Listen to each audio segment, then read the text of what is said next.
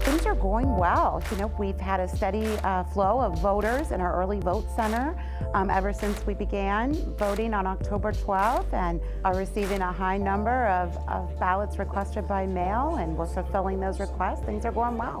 From WLWT, this is Let's Talk Cincy, presented by Western and Southern Financial Group. Put our financial strength behind you. Hello everyone, I'm Curtis Fuller and welcome to Let's Talk Cincy. November 8th should be circled on your calendar, but it's also important not to ignore the days leading up to this critical midterm election. In Commitment 2022, I talked with the director of the Hamilton County Board of Elections about how voters are engaged in this process this year and what you need to know in these final days before Election Day.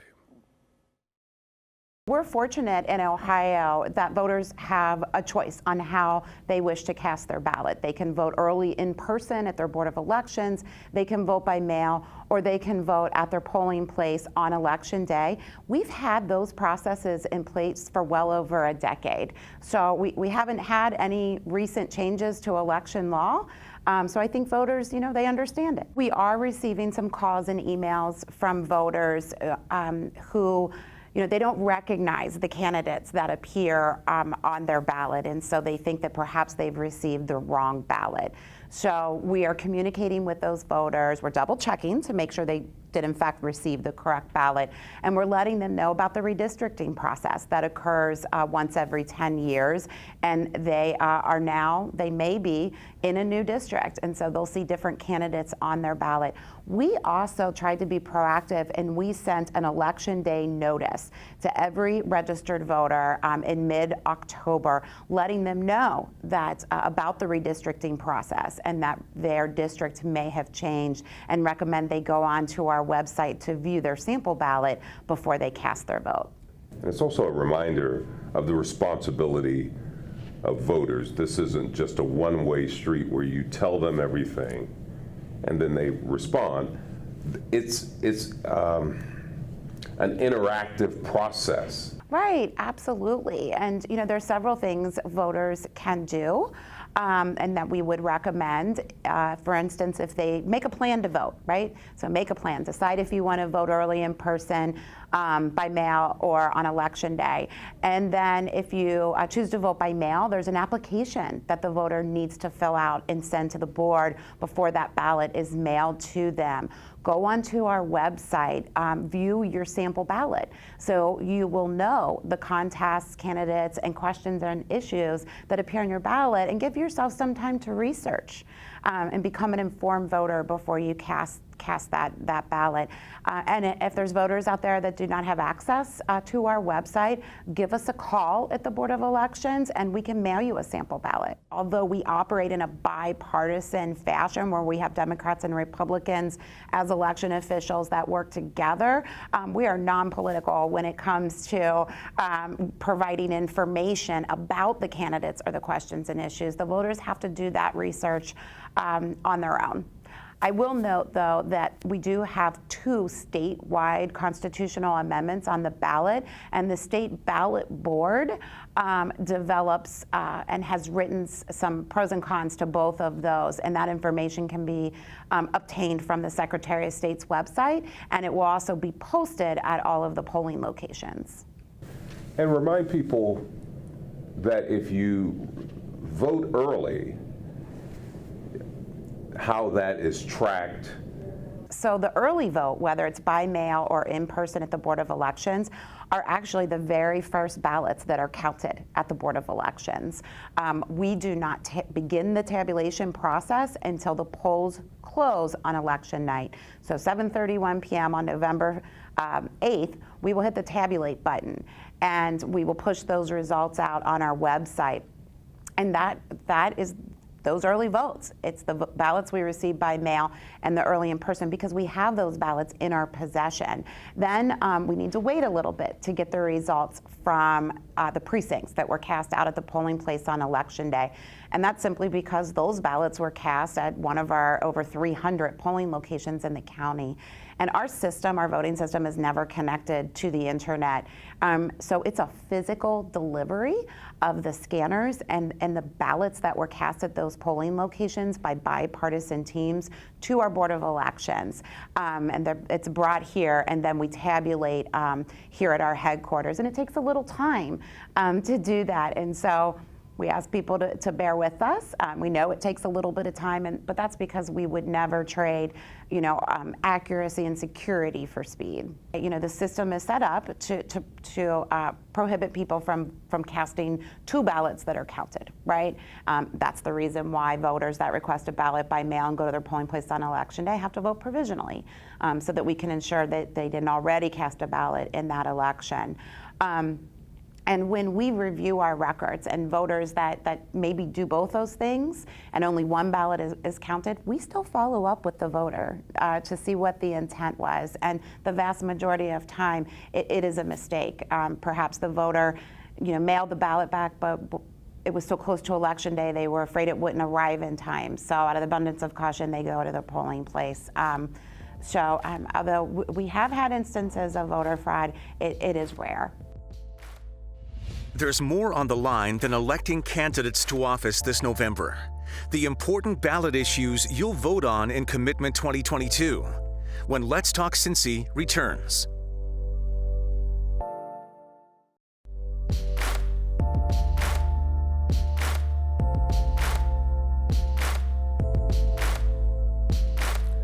Welcome back, everyone. Let's talk about crime and its impact on this year's midterm elections. The increase in violent crime is expected to drive voters to the polls to decide on Ohio Issue 1. John London explains what Issue 1 is. He talks to some folks on both sides of the debate and looks at the case of an innocent man caught in the justice system.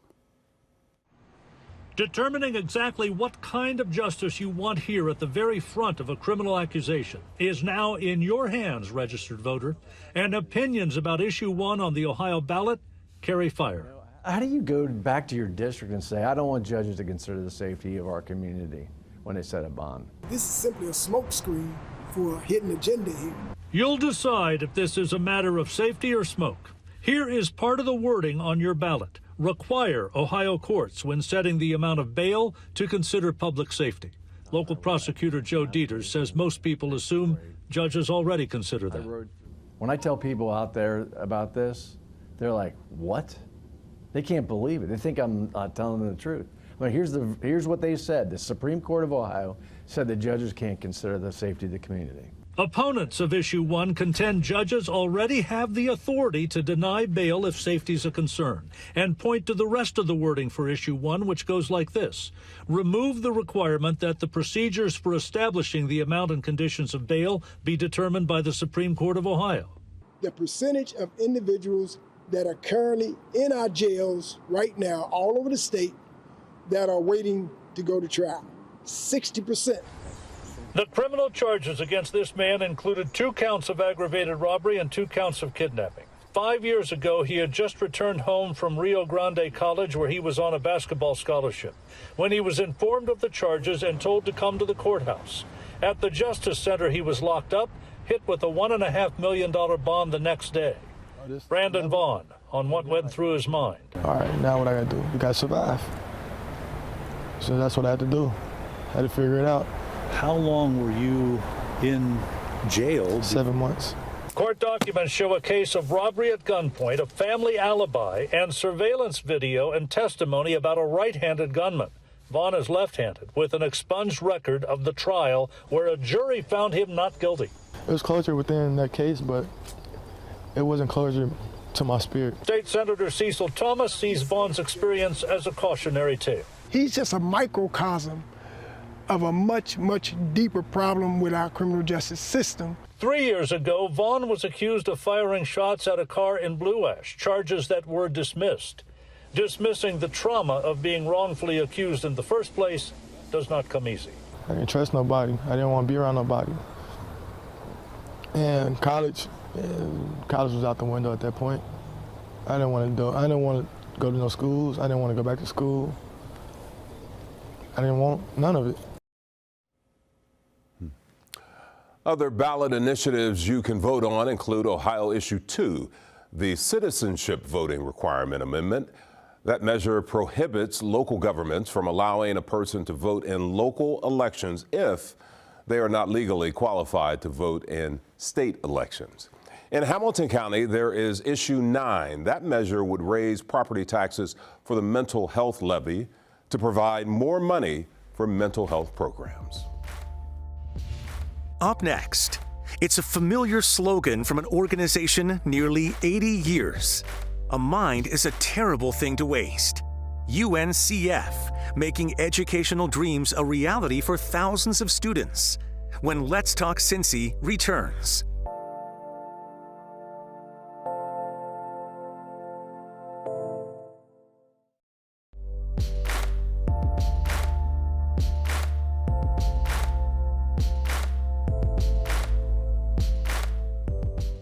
Welcome back, everyone. A great organization is celebrating nearly 80 years of helping students go to college. It's the United Negro College Fund. UNCF has supported thousands of young people, help make their dream to college a reality. This year, Cincinnati is part of that effort with the Mayor's Luncheon, November 11th. It's an extraordinary asset to not just our community, but to the country. The work that UNCF has been doing for decades to provide a pipeline of education from our communities to college, to the professional world, has truly transformed lives. And so when UNCF came to me early on in my administration and said, we'd like to host a mayor's lunch, I leapt at the opportunity to be associated with an organization that does so much good work is really a benefit to the city and to City Hall. Well, Curtis, thank you for your support. We want to thank the mayor for his support. UNCF's been doing this since 1944. We're the oldest and largest organization that supports minority students' college education. We provide financial support direct to the student to go to any accredited 2-year or 4-year institution of their choice. We, of course, support our 37 member institutions with biannual financial support because they do not receive state and federal funds. But it's important that our parents and students know that we do have money available. We provide this money for students to go to and through college. That means high school, senior to freshman, freshman to sophomore, sophomore to junior, internships in your junior year, and go back and graduate. We also provide graduate school, law school. So we do have money. We have hundreds of scholarships. We have some great corporate partners like Procter & Gamble, Kroger's, Fifth Third Bank. They help support this mission to make sure that minority students have an opportunity to attend any school of their choice. Now, of course, our historically black colleges provide an opportunity for these students to graduate twice as often, and this provides an environment that is more comfortable for them. But the real key, and what the mayor supports, is that this is a workforce diversity opportunity. UNCF provides college-educated minority students that can be corporate and community leaders in the future. This also, you know, when we think of just things happening in the community, it is, you talked about the pipeline. This is one of those avenues where, you know, kids have this opportunity if they're coming out of Taft or coming out of Woodward to get into education. Yeah, we as a city try to lift up opportunities at every level, no matter what a graduate is interested in. They can come into our police or fire workforce through our cadet program. We've just launched a $2 million increase in our youth employment that's now year-round and full-time for kids who are able to work. But UNCF is an incredible opportunity too. What I really love about the program is that it's 2 or 4 years. So it's really up to the student how they want to interact with higher education. It's flexible, but at the end of the day, it's focused, laser focused on racial equity, evening that playing field. And that's something that you've been talking about.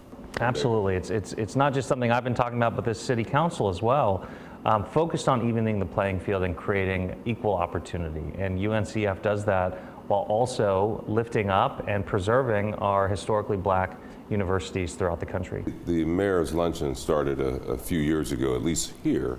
Yes, sir. About 5 years ago. Yes, and then sir. COVID hit. We did some. Yeah, this will be our 5th, and you've hosted everyone. We're happy about that. The previous administration was very supportive of our efforts. We were able to get through COVID with some virtual opportunities, and Mayor Pureval graciously offered the opportunity to continue this, and we really want to grow this. We believe that the Miami Valley is critical in this area, with us having in Ohio, Central State University and Wilberforce University, which I'm a graduate of, right here in our backyard. So we have in a lot of our corporate partners in this Cincinnati metropolitan area, graduates of those schools and other minority students that have graduates that were members of the Divine Nine and fraternities and sororities that really engage and support these organizations. So there is an active talent pool where people know that these schools provide support. We also provide a number of scholarships to UC, University of Dayton, Ohio State, so wherever the student wants to go. And we also have a new scholarship program that I was able to start with DeVry. So there's certificate programs that are available for healthcare especially. We have financial literacy programs, so students can go to work, get education, whether it's a traditional 2-year, traditional 4-year, certificate program with DeVry. There are so many educational opportunities, and we are really focused on workforce diversity because through the last couple of years, social justice has shown that some organizations have leaned in and understand the power and value of that population and how they can help their organization grow, because diversity helps the city grow, it helps organizations grow, it helps our community grow, and we're just happy to be an organization that's been doing this for over 78 years. And we always say that a mind's a terrible thing to waste, but a wonderful thing to invest in. So we're just so excited that the mayor has joined us, and we're going to ask for his support to reach out to some of his friends and supporters, corporations and foundations, to really make this a special event for Cincinnati, for the students. And I also want to mention that we do have a scholarship with Cincinnati Public Schools as well. So this is a partnership that's been ongoing for many years, and we appreciate your support, we appreciate the mayor's support, and we're excited to try to provide more scholarship dollars, more job opportunities, more diverse vision in these corporations. Curtis, let's get down to brass tacks. Columbus and Cleveland had luncheons that raised a lot of money. And I'm competitive. I'm not going to lose to Bibb and Ginther, that's for sure. So for those watching or listening, this event is coming up November 11th at the Westin, 11:30. We're still taking sponsorships, particularly those corporate sponsors. We're so incredibly fortunate here in Cincinnati to have so many Fortune 500 companies. This is a perfect opportunity that matches their values, that does great work. And we can't lose to Cleveland. I mean, my goodness, that's, I mean, let's go. Who dey? We're asking for the community support, and we're just excited to have this opportunity. Come join us. You can go to uncf.org/Cincinnati give, or you can go to uncf.org/Cincinnati Mayor's Luncheon, and that information is on the website. You can register there. You can contact me. And we will be more than happy to provide information opportunity, not just for the Mayor's Luncheon, but for scholarships, internships, that corporations and companies and individuals can grow well beyond this opportunity. The bigger-than-life way the Queen City is honoring the Cincinnati Cobra. The story in just a moment on Let's Talk Cincy.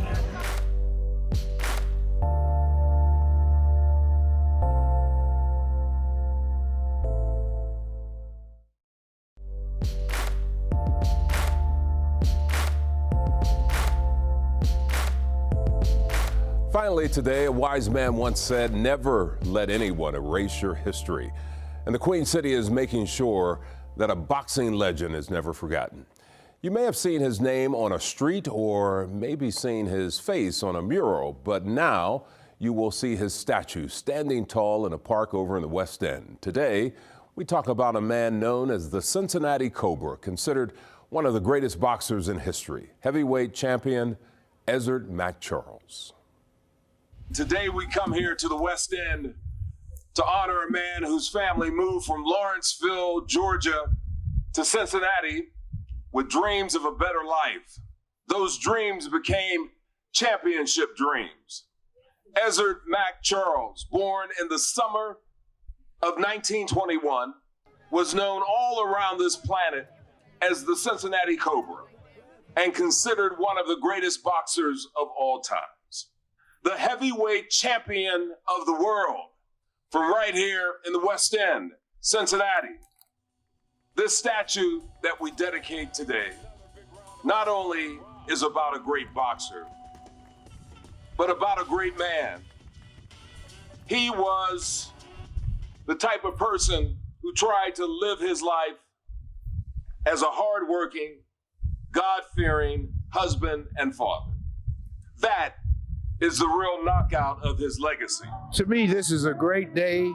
I'm so glad that Cincinnati is remembering my father's boxing greatness and his personal greatness as a gentleman and a loving man who loved all people, and his kindness to people and his care for people.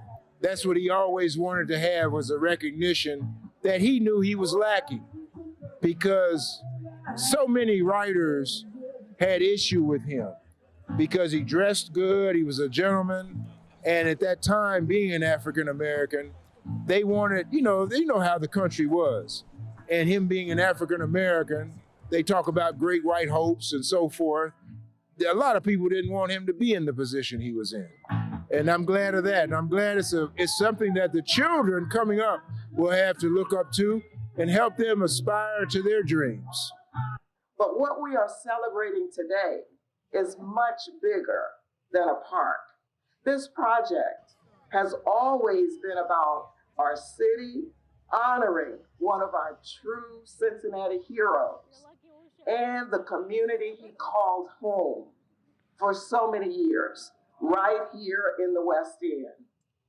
It's exciting to me that once again, Ezzard Charles will be standing watch over the heart of the West End. As all of you here today appreciate, Ezzard Charles was much more than a world-class boxer. He was that, but he was much more than that. And this monument here will serve as a lasting example of what it means to be a legendary human being. It was a wonderful ceremony. My friend Ernie Waits, the late Ernie Waits, used to always tell me about Ezzard Charles, and so it was good to be a part of that. He was really known to all as a good family man. In 1975, Mack died after a long battle with Lou Gehrig's disease. He was only 53 years old. Well, thanks for joining us. That's all the time we have for you now. I'll see you next time for another edition of Let's Talk Cincy.